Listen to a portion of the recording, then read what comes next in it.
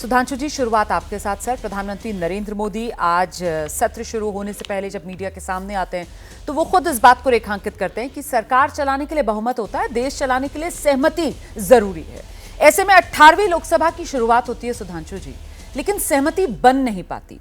पक्ष विपक्ष के बीच बेहतर तालमेल आपको क्यों लगता है सर नहीं हो पाया? देखिए, संसद चलाना सबका दायित्व है। जो दल बड़ा है उसका दायित्व बड़ा है, जो सत्ताधारी दल है उसका दायित्व सबसे बड़ा है।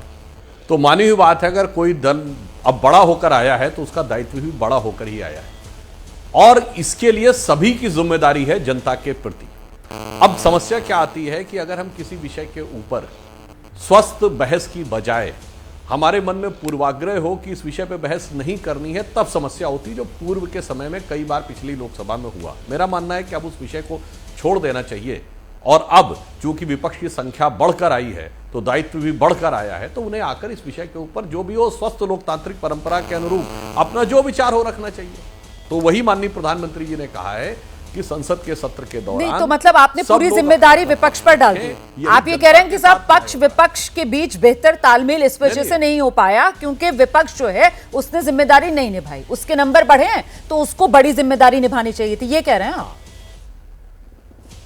मैं बताना चाहता हूं, जब हम विपक्ष में थे तो कोई ऐसा दृश्य बता दें जब हमारे लोगों ने टेबल के ऊपर चढ़ के नृत्य किया हो, किताबें फेंकी हो, और राज्यसभा में माइक्रोफोन उखाड़ के फेंक के मारे हों, और सभापति को कहना पड़ा हो कि मेरे ऊपर हिंसक हमला किया गया।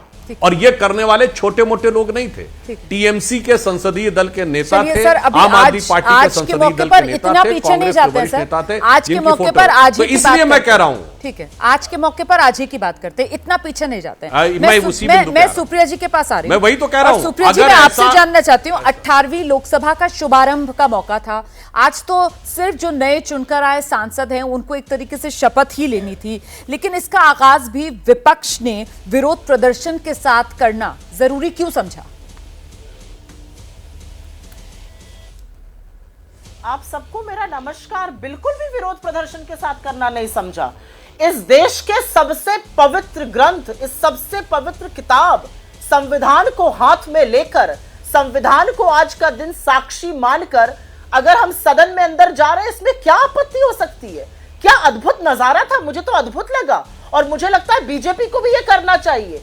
ये वो संविधान है जो हमें हमारे पूर्वजों ने, जो हमें हमारे इस देश के आजादी के मतवालों ने दिया। बड़ी शहादतें हुई इसके लिए, बड़ी कुर्बानियां दी गई। ब्रिटानिया हुकूमत को घुटने टेकवाकर इस देश से अलविदा कहा गया, और तब ये इतना अद्भुत हमें संविधान मिला। मुझे तो लगता है कितना अद्भुत नजारा था ये। एक के बाद एक सांसद, एक के बाद एक पार्टी संविधान को हाथ में लेकर चल रही थी। इससे अच्छा और क्या हो सकता था? और मैं शुक्रगुजार हूं अपने नेता राहुल गांधी की, जिन्होंने संविधान की वो प्रति जो चुनाव प्रचार में उठाई थी, उसको हर हाथ, हर घर, हर भारतीय के यहां पहुंचा दिया। मुझे लगता है, मुझे बड़ा फक्र है इस बात का कि आज संविधान हर जगह दिख रहा था, हर ओर दिख रहा था। ये देश इसी संविधान से चलेगा। ये मैसेज विपक्ष, ये मैसेज सत्ता पक्ष मिलकर देना चाहिए। इसमें किसको क्या आपत्ति हो सकती है? मुझे ऐसा लगता है मोदी जी लंबा बोले अंदर जाने से पहले, और जैसा कि मुझे लग रहा था कि शायद थोड़ा सा जनता ने हेकड़ी निकाली है, शायद थोड़ा सा अहंकार कम होगा, थोड़ी विनम्रता आएगी, वो नहीं होगा। लेकिन आज इस देश में एक शिक्षा की इमरजेंसी आई हुई है।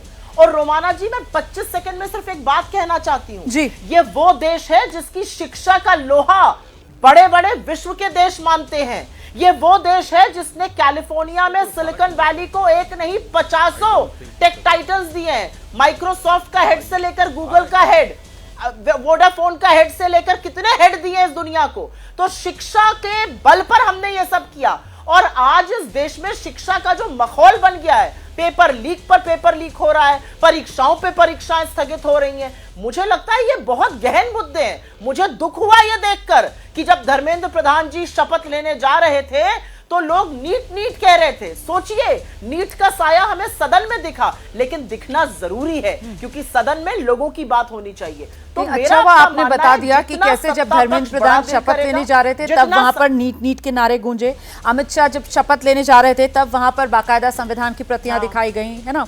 अच्छा, पीठासीन पदाधिकारियों का जो पैनल था उसमें से विपक्ष ने जो उसके सांसदों के नाम थे वो वापस ले लिए। ये वो तमाम मुद्दे मैं गिना रही हूं जिनसे एक तस्वीर उभरी कि साहब एक टकराव की स्थिति बनी हुई है। आपने जो बात कही उसी का जवाब जरा जल्दी से सुधांशु जी से लेते हुए कि सर ये शिक्षा की इमरजेंसी जिसका जिक्र अभी सुप्रिया जी ने की, और साथ ही साथ मैम आ रही हूं, और साथ ही ये संविधान की प्रतियां जो विपक्ष की तरफ से दिखाई गई उसी के काट के तौर पर क्या इमरजेंसी और 50 साल का जिक्र आज प्रधानमंत्री नरेंद्र मोदी ने किया है। गलत रख रही हैं आप, मुझे बोलने का मौका तो दीजिए। ये क्या तरीका है डिबेट करने का?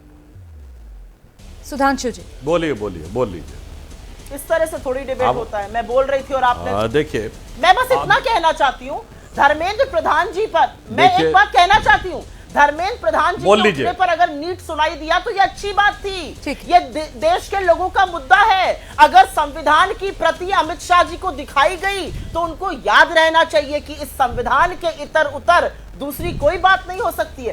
इसमें क्या गलत है? आप बिल्कुल सही कह रही हैं। मेरा सिर्फ इतना कहना है कि अभी वो सिर्फ शपथ लेने के लिए आ रहे थे और अभी सदन में हम उम्मीद करते हैं कि इन तमाम मुद्दों को लेकर स्वस्थ संवाद और बहस होगा और तब चर्चा में अगर ये तमाम मुद्दे आते। जैसे ही घड़ी का काटा दोपहर 2:30 पे आए, बबीता जी का दिल सास बहू साजिश के लिए मचल जाए। और ये है इनकी बहू, पूरे दिन ऑफिस की टेंशन हो जाए गॉन जब ये करें अपना फेवरेट शो फ्री टाइम पे ऑन। इनकी तरह आप भी देखें अपना फेवरेट शो अपने टाइम पर और डाउनलोड कीजिए एबीपी लाइव ऐप अपने स्मार्ट टीवी पर।